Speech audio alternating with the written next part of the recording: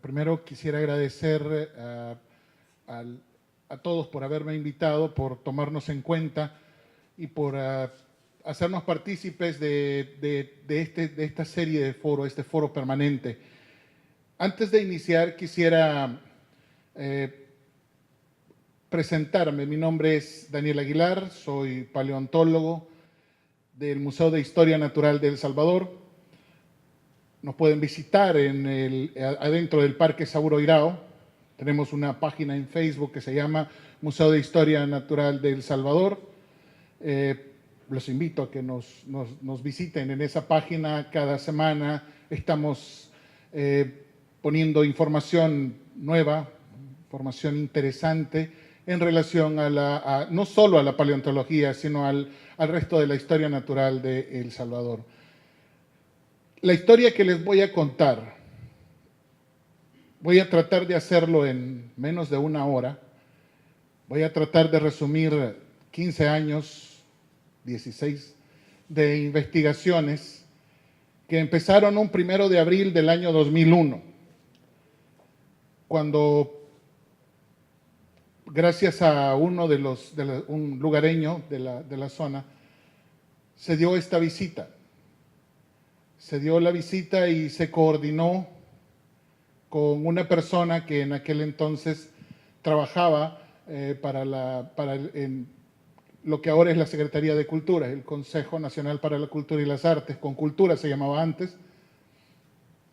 Este hombre se desvivió por apoyarnos y por hacer que estuviésemos presentes en el área. Y gracias a esa serie de llamadas, a ese día domingo, 1 de abril del año 2001, se inició esta aventura que hasta la fecha pues, en la que seguimos trabajando. Este hombre, don Teófilo Reyes Chavarría, es un lugareño que caminando por la ribera del río se encontró con algo que sobresalía de una pared. Él se tomó de esa pared y sintió que esa roca no era coherente, la textura de esa roca no era coherente con todo el resto de piedras que estaban en ese sector. Entonces, él decidió hablarle a esta persona, que era compañero de trabajo de Concultura, y le dijo, mire lo que encontré, creo que es un hueso de dinosaurio. Realmente lo que él encontró es la muela, es el molar de un mastodonte.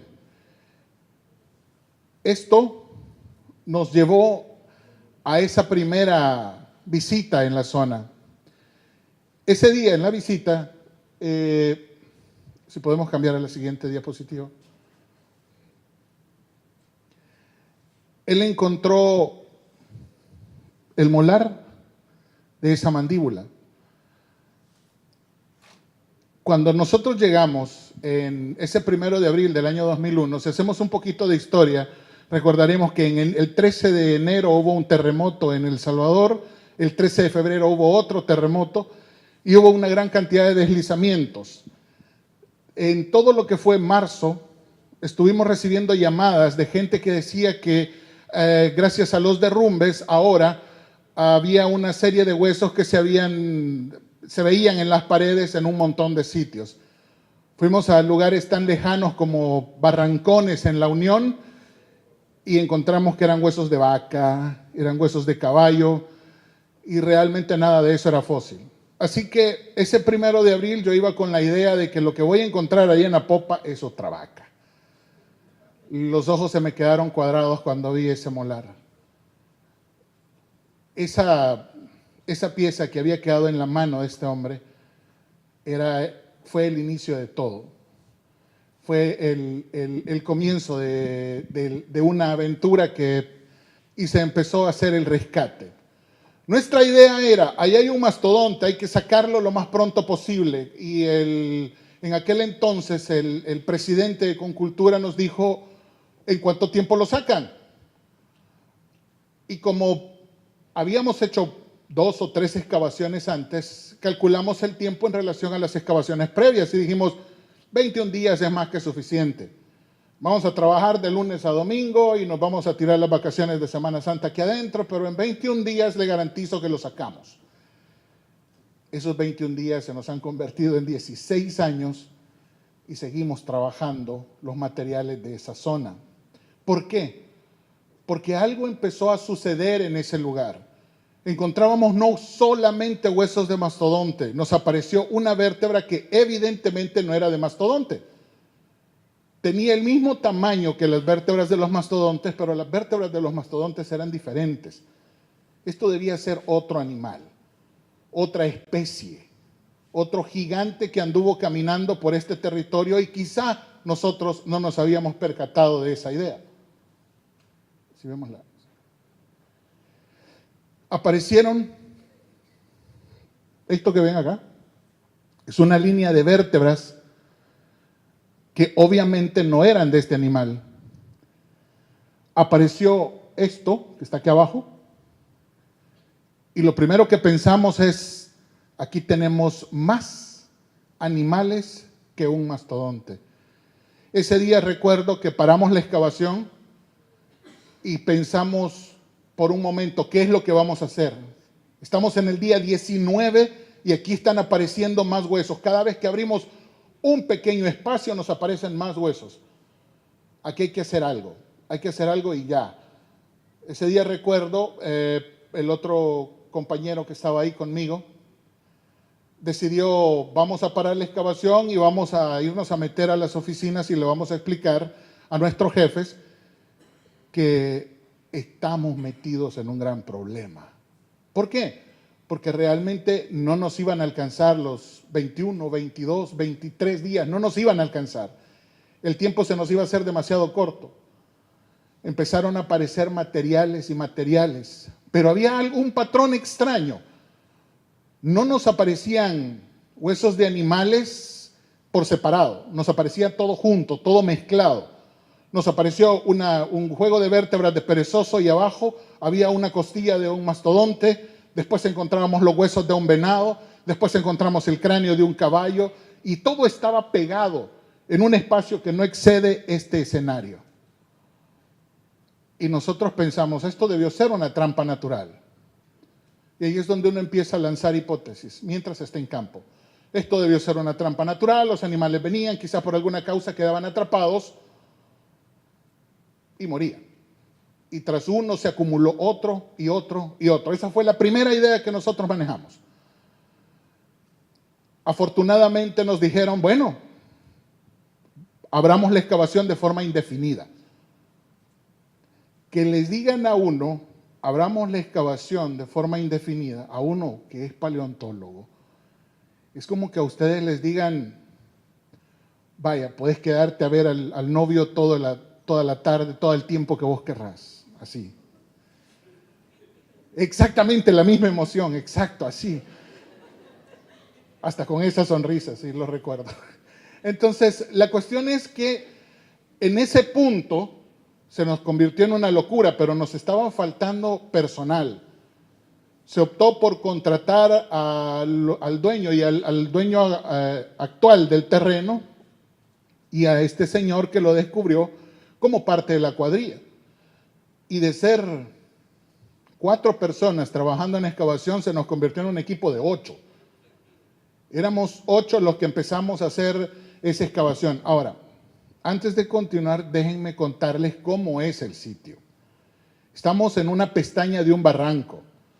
Esa pestaña es inclinada, abajo está una caída de 3, 4 metros hacia el río y el piso es extremadamente liso. ¿Por qué? Porque la pared lanza agua constantemente, así que no hay forma de trabajar en un ambiente seco, se trabaja en lodo. Y ustedes saben que el lodo cuando se va acumulando, eso se vuelve como que fuese una patineta. Entonces corríamos el enorme riesgo de irnos deslizados hasta el río. Y créanme, si se caen a ese río, nadie los va a sacar de ahí. Nadie les va a querer dar la mano. Se mojan con esa agua, van a brillar en la oscuridad. Esa cosa está contaminada hasta lo último. Entonces empezamos a abrir grutas, es decir, abríamos la pared y nos metíamos. Y empezamos a hacer como que fuese minería la cosa, porque no podíamos romper ese enorme talud que teníamos encima. ¿Sí vamos a la siguiente? Hasta que decidimos hacer la mayor excavación en la historia paleontológica de Centroamérica. Bueno, si vamos a hacer algo, hagámoslo en grande. En Centroamérica jamás se intentó hacer una excavación de esta magnitud.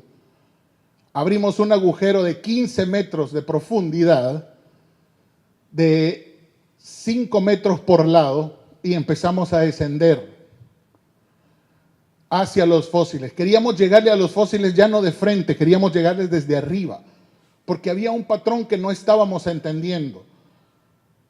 Solamente rescatar huesos ya no era el problema era que teníamos que entender por qué esos huesos se habían acumulado de esa forma. Ok, gracias. Okay. Y esta es la parte superior y aquí empieza el descenso hasta este que es el suelo donde están los fósiles y descendimos esos 15 metros en poco más de 2 meses, porque no podíamos usar herramienta, maquinaria pesada. A pura pala y piocha nos tuvimos que tirar todo esto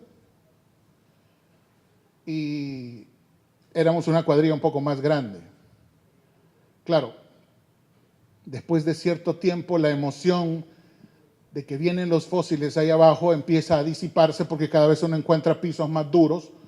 Llega un momento en el que uno le está pegando a un suelo que es más duro que el concreto y ahí es donde uno se pone a pensar, ¿por qué no fui dentista? Pero bueno, esa es otra historia. Veamos la siguiente. Esta excavación, como les decía, es la más grande que se ha realizado en la historia de Centroamérica. No se ha hecho una excavación igual en toda Centroamérica en lo que a paleontología se refiere. En arqueología sí, hay excavaciones que son mucho más grandes. Pero en paleontología esto es lo más grande que se ha hecho. Nosotros estábamos corriendo un gran riesgo con esto. Porque mi otro colega, el doctor Mario Romero, me decía, ¿y si abrimos este super agujero y descubrimos que los huesos están solamente en este punto?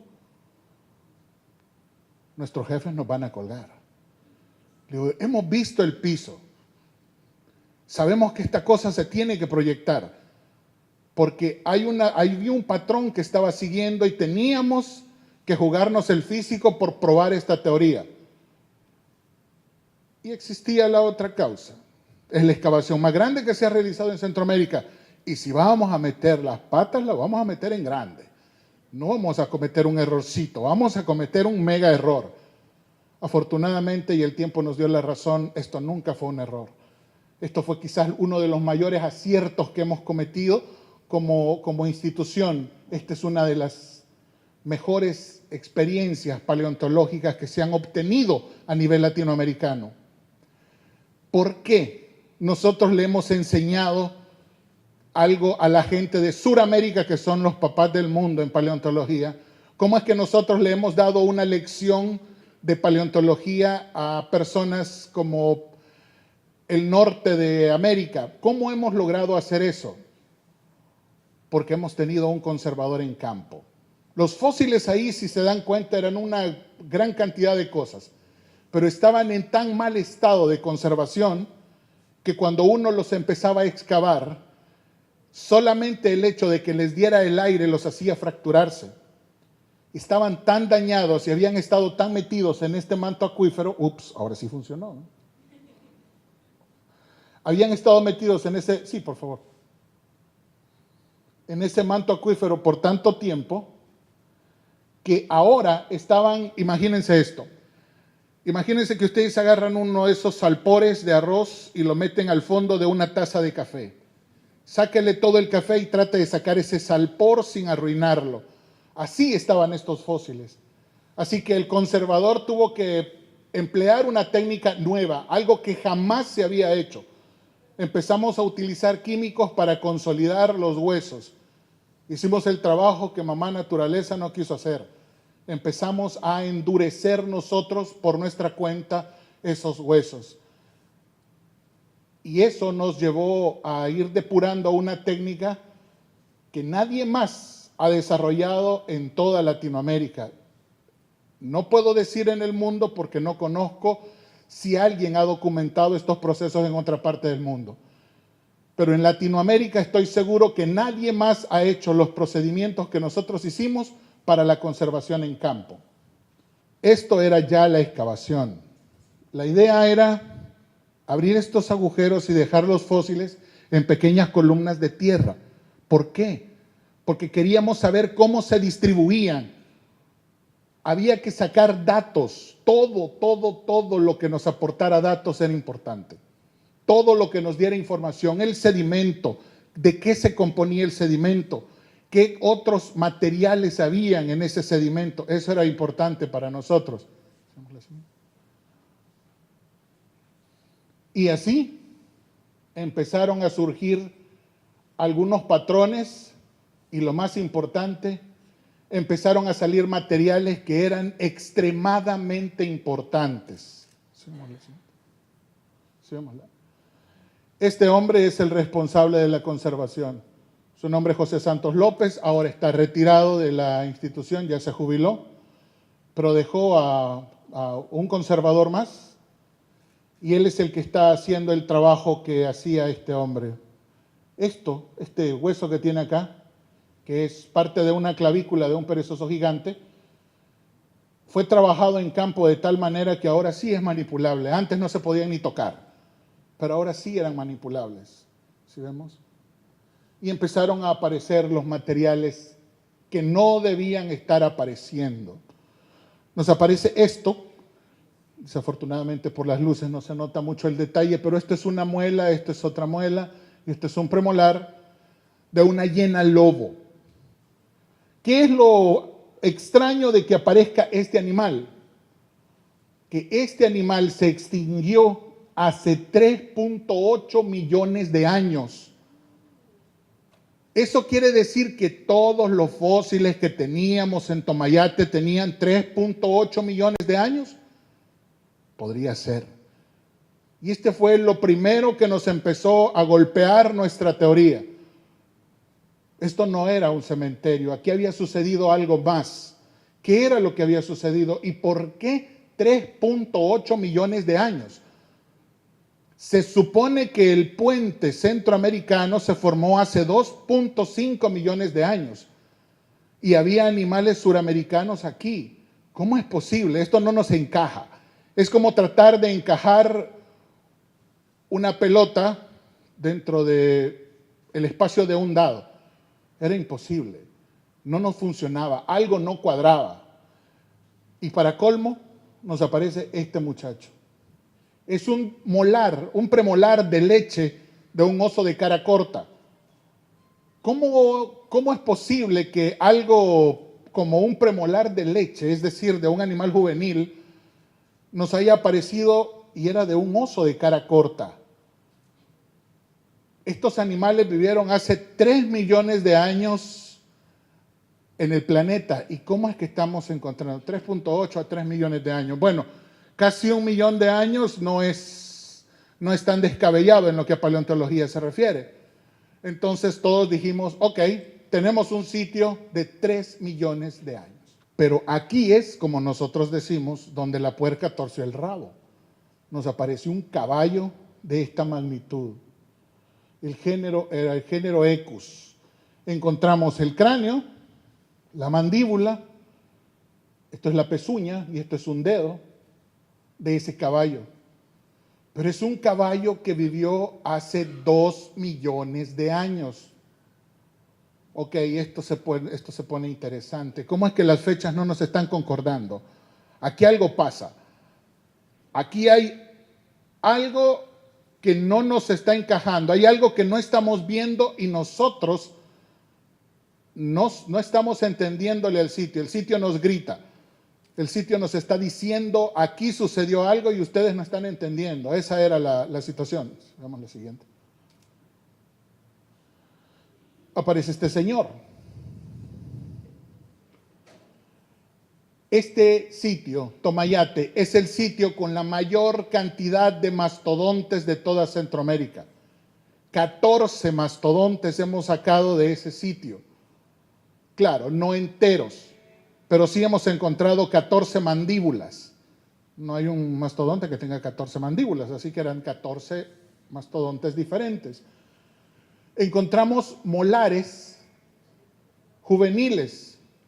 Eso quiere decir que eran crías. Aquí había de todo. Había animales seniles, como este que está acá, que el molar está ya bien desgastado. Había animales muy jóvenes, como este, que miren, el molar todavía tiene sus puntas y no se ha desgastado. Y había crías. Otra vez la imaginación del paleontólogo empieza a volar y dice, es una manada completa que quedó atrapada por una especie de evento catastrófico que sucedió. No puede ser, porque hace 2 millones de años no pudo ser, porque tenemos el caballo, tenemos el oso que es 3 millones de años, tenemos la hiena lobo que tiene 3.8, ok, no fue un evento. ¿Cómo es posible que toda una familia haya quedado atrapada en un espacio tan grande de tiempo? No fue un evento. Ok, de nuevo, sin una sola pista de qué era lo que estaba sucediendo. Nos aparece este señor, un inmigrante del sur, como siempre la gente del sur queriendo llegar al norte.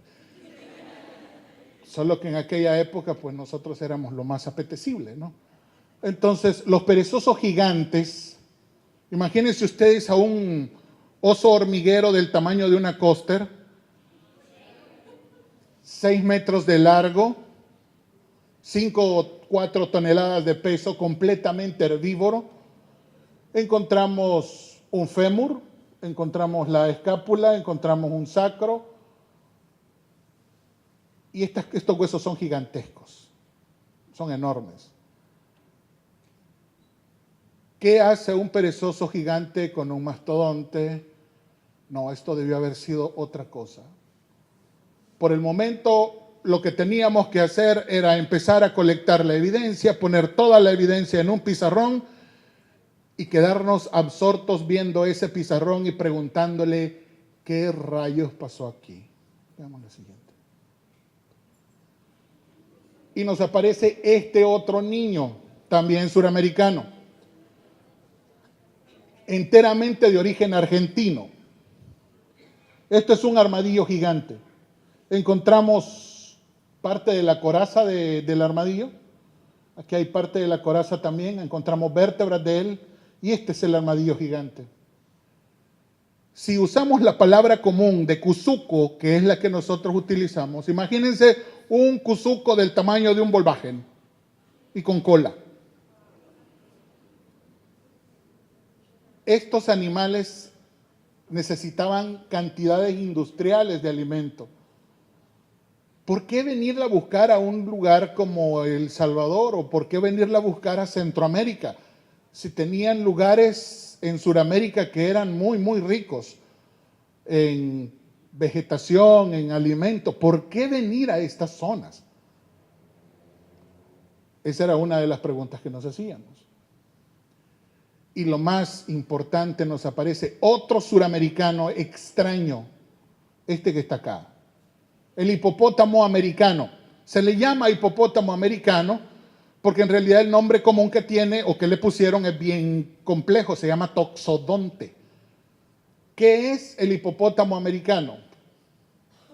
Es un animal parecido al hipopótamo, pero sin ningún parentesco con los hipopótamos. De hecho, todo el grupo de ellos se extinguió hace como 15,000 años. No dejaron descendientes. Así como los armadillos gigantes dejaron a los armadillos pequeños, los perezosos gigantes dejaron a los osos hormigueros y a los perezosos de árbol. Estos no dejaron nada, ni siquiera un descendiente, todos se extinguieron. Nos aparecieron camellos, y alguien dirá, ¿camellos aquí? ¿Cómo es posible? Pues de hecho es más posible de lo que se imaginan. De hecho, los camellos son de origen americano. Se riegan por todo el mundo y en Norteamérica se extinguen. Ahora viven en Sudamérica, viven en Asia, viven en África, pero ya no viven en su nicho original. Al igual que los caballos son de origen americano, pero ellos se expanden por todo el mundo y empiezan a regarse y a regarse, pero en su punto de origen se acabaron. Es como las buenas ideas. Se nos acaban a veces, pero todos los demás las tienen. Encontramos también conejos, para que vean que no solo encontramos animales grandes, encontramos conejos en medio de ese sedimento. Y justo debajo de una pierna de un perezoso gigante, encontramos la pelvis de un conejo. Esto nos llevó, ¿qué ocasionó que todo este montón de fósiles quedaran atrapados en ese lugar? Y ahí es a donde suceden esos momentos que se recuerdan por décadas, por años y quizá toda la vida. Estábamos con mi colega discutiendo sobre las diferentes teorías cuando de hecho habíamos hecho una pequeña recreación de lo que era Tomayate, habíamos puesto un montón de piedritas en un jardín y estábamos viéndolo y pensábamos, si estos fueran los huesos, ¿cómo se reacomoda todo esto? En lo que un señor jardinero estaba regando plantas y como nosotros nos habíamos alejado un poco del lugar donde habíamos hecho la pequeña recreación, el señor pensó que ya eso ya no era utilizable, agarró la manguera y lo regó todo y todo corrió hacia el punto más bajo del patio. Y justo ahí los dos nos quedamos y pusimos esa cara de ¿ah? Porque exactamente eso es lo que le había sucedido a estos fósiles. Estos animales no murieron donde nosotros los encontramos. Estos animales murieron dispersos a lo largo de muchos cientos de miles de años. Por eso las edades eran tan diferentes, porque estos animales no murieron todos al mismo tiempo. Una hiena lobo murió y empezó a fosilizarse por su cuenta, quién sabe dónde. Varios cientos de miles de años murió un oso de cara corta, murió esto, murió lo otro, y con el paso del tiempo, estos animales iban muriendo regados.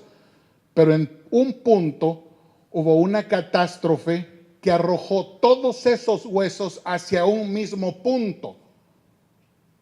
Y eso era lo que nos decía por qué la conservación era tan mala. Por eso se nos desarmaban y se nos deshacían los huesos, porque su proceso de fosilización había sido interrumpido, porque su proceso de fosilización se vio alterado por esa cantidad de agua que los arrojó hacia ese punto. Y empezamos a hacer una nueva excavación para comprobar qué era lo que habíamos encontrado. Y encontramos huesos con los bordes rodados, encontramos fragmentos de plantas que se habían acumulado por gravedad. Y se acuerdan que les dije que habíamos hecho unas torrecitas de tierras abajo de los huesos. Cuando hicimos el análisis de todo eso nos dimos cuenta inclusive de que había un patrón que nos decía que lo más pesado estaba abajo y lo más liviano se iba poniendo hasta arriba. Eso es gravedad, y la gravedad que da un lajar, un flujo así bestial que arrastra todo y lo va a depositar a una parte baja. Y finalmente entendimos Tomayate. Y ahí es donde se abrió la puerta para empezar a descubrir ese fenómeno que es la acomodación de fósiles de Apopa. Con el tiempo descubrimos que en Apopa solo basta abrir un agujero de 8, 7 metros para encontrar fósiles, porque toda esa zona se vio llena cuando esos lahares enormes llegaron y redepositaron todo en un mismo punto. Ahora, ¿por qué había tanta variedad de cosas norte y suramericanas en un mismo punto? Fácil. Es la plenitud de lo que se conoce como gran intercambio biótico americano. Los suramericanos tratando de llegar al norte y los norteamericanos tratando de llegar al sur. Ahora, la pregunta de los 65 millones de dólares es ¿por qué? ¿Por qué los animales en su nicho original empiezan esas grandes migraciones hacia el sur? ¿Y por qué estos quieren salir del sur y van hacia el norte? ¿Qué sucede? ¿Cuál es el punto donde se encontrarían esas faunas? Justo ahí. Nuestro país, estamos en El Paso. Somos como el muro de Trump, pero natural. No lo tuvieron que pagar los mexicanos. Esto es el punto donde se encontraban todos. Los del sur que iban hacia el norte y los del norte que iban hacia el sur. Estos animales que viajaban desde el sur hacia el norte, como los perezosos gigantes, las aves del terror, los armadillos, todos esos animales empiezan a subir. Y todos los que vivían en el norte, como los mastodontes, los caballos, los perros, los venados, los felinos, empiezan a llegar hacia el sur. Esa es la plenitud de lo que el fenómeno natural que se conoce como gran intercambio faunístico americano. Esto significa que nosotros tenemos la suerte de contar con el piso donde confluyen estas faunas. Ahora, las causas, tenemos que preguntarnos por qué. ¿Sí? Aquí tenemos el Istmo de Panamá. Esto es como se veía Centroamérica antes de que el Istmo de Panamá surgiera. Vean algo. El océano estaba conectado, el Pacífico con el Atlántico. Aquí sucedía algo. El agua que se calentaba en el trópico se mueve hacia el norte y mantenía el agua templadita y por eso no se congelaba y por eso había mejor clima en el norte. Pero cuando surge el Istmo de Panamá, el canal se interrumpe. El agua caliente del Pacífico no podía llegar al Atlántico. Ya no se calentaba igual. Y empieza el primer cambio climático del Cenozoico. El planeta se empieza a congelar. Y el resultado es las eras de hielo. No solo es la era de hielo donde salen manis, no hubo una era de hielo, hubo 5 glaciaciones enormes, cada una con 100, 120 mil años. Imagínense un diciembre de 14 grados de temperatura permanente en nuestro medio. El norte se congela, el sur se congela. ¿Cuál es la mejor parte para vivir? El centro. Entonces, desde ese punto empieza la globalización de América, si se dan cuenta. Pero en esa época nosotros éramos el centro. En este momento, aquí estaba sucediendo algo muy extraño. Ustedes saben que aquí hay bosques, que aquí dejan un ratito algo sin construir y crecen árboles y árboles muy grandes, pero en medio de una glaciación las cosas cambian. No hay lluvia, no llueve. Es como que fuese un diciembre permanente. Solo aire frío empieza a circular. La humedad empieza a descender. Los mantos acuíferos empiezan a descender. Y si ustedes llegaran al muelle de la Libertad y se pararan en medio de una glaciación, en la punta del muelle no verían el mar. Tendrían que caminar 90 kilómetros para encontrar el mar. Quiere decir que el terreno crece. Y parte del crecimiento obliga a los bosques a retroceder. Los núcleos de árboles se concentran en donde hay ríos y cuencas de lagos. De ahí lo demás se vuelve como que ustedes saldrían en medio de una glaciación y verían como que fuese la sabana africana, solo con árboles en donde hay agua, y tienen en cuenta una gran cantidad de mastodontes. Ok, ¿cómo podemos inferir esto? Explíquenme ustedes, señores paleontólogos, cómo explican que aquí no haya habido bosques en esa época. Porque había mastodontes. ¿Se imaginan a un animal mucho más grande que la manjula tratando de abrirse paso en medio de un bosque? No podría. Imagínense a un perezoso gigante, un animal como ese del tamaño de una costa, tratando de pasar en medio de los árboles. No podría. Un armadillo gigante no podría pasar en medio de un bosque. Entonces estos animales vivieron en esta zona porque estas zonas eran muy parecidas a las sabanas. Sería muy parecido a África de la actualidad, el ambiente en Centroamérica. Cuando terminan las glaciaciones y regresan las lluvias, porque todo tiene que recuperar el balance, todo, una vez se rompe el balance, oscila, pero después vuelve a quedarse normal. Entonces es que los bosques vuelven a surgir y nosotros vemos cómo cambia el paisaje. Entonces, para concluir mi presentación acá, tenemos el entendimiento de que el surgimiento del Istmo de Panamá generó la migración más importante de la historia natural del continente, a la que llamamos el Gran Intercambio Faunístico Americano. El Istmo de Panamá hizo que se congelaran los polos, el norte y el sur. Y eso volvió muy agresivos los pisos allá en el norte y en el sur, y nos dejó a nosotros como la parte más apetecible para estos animales. Ahora, todavía se discute mucho sobre qué mató a todos los animales del Pleistoceno. Cómo hace 10.000 años estos animales empezaron a extinguirse. Todavía se discute. No hay una sola teoría, existen como 6 o 7 teorías de esto. Pero aún así, sabemos que nosotros tenemos los registros de estas faunas. Y finalmente, el entendimiento de que el paisaje es dinámico.